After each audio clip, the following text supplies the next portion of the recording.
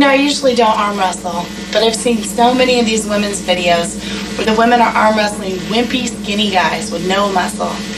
Well, today, I'm gonna arm wrestle that is, somebody well-trained, muscular man. So here we go. Are you ready? 1, 2, 3.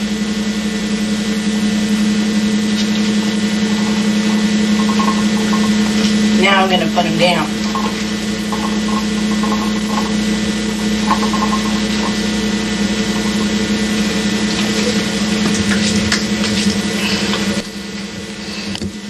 Well, that was easy. Maybe he wasn't ready. Let's try it again.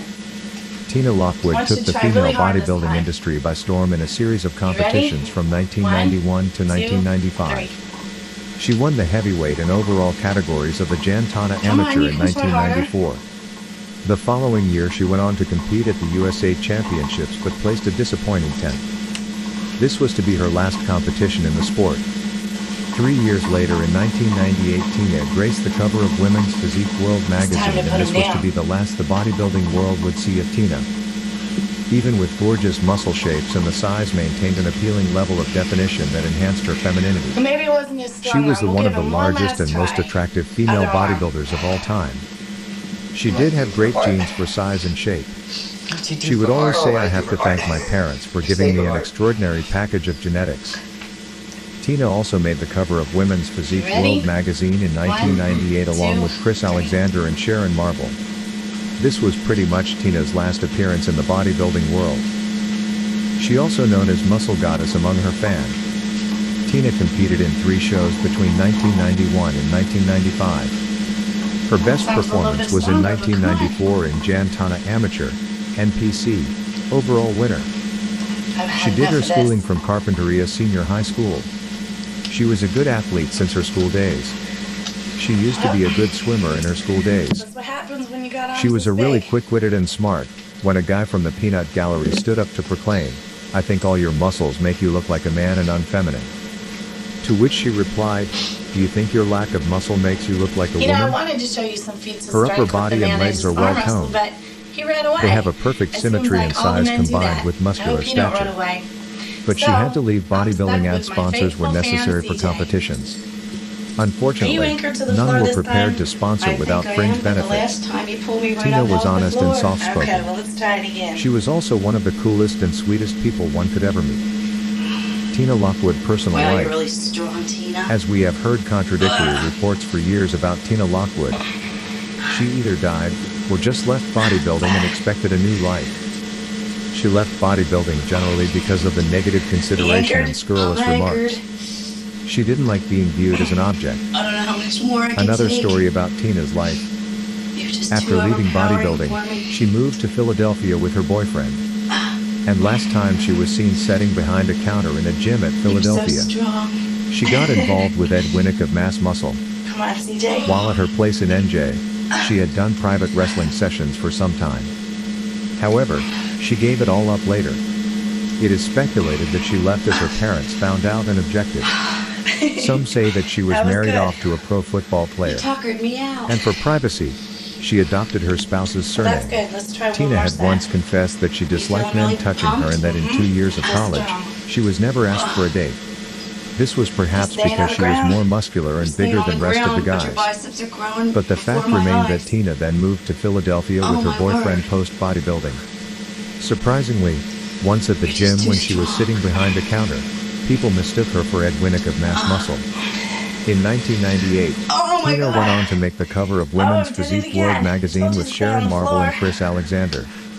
This is believed to be her last appearance in the world of bodybuilding.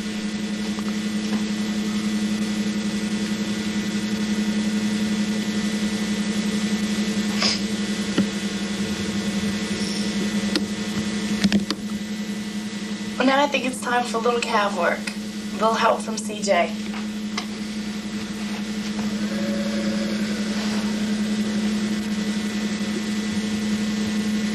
You okay up there? I'm fine. I just don't know how you could do this so many times with me on your back.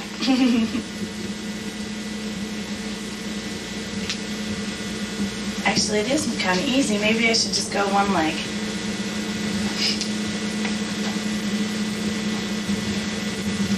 Otherwise, we'd be here all night.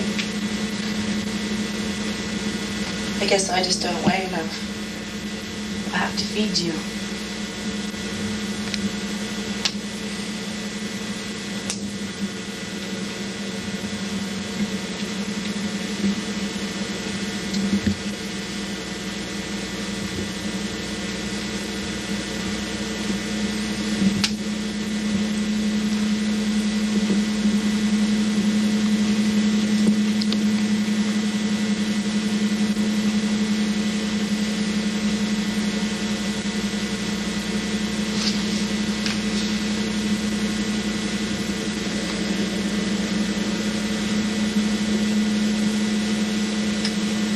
Those calves are really pumping up there, Tina. Yeah, they feel good.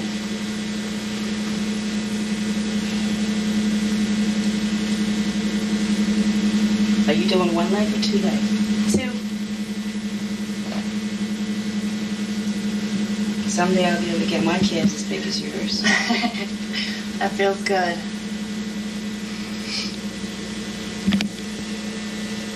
Now watch this.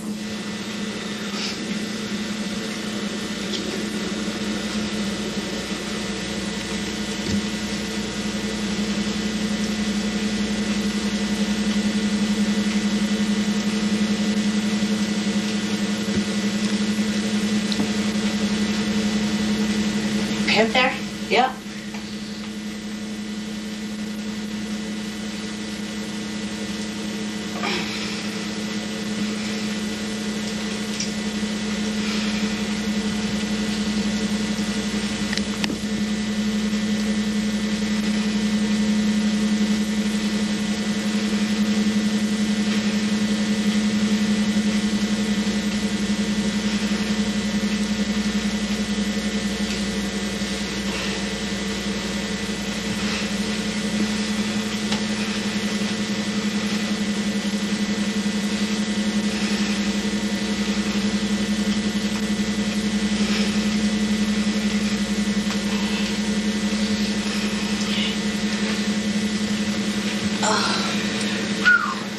I'm the one that's breaking a sweat here. How do you feel? I feel pumped.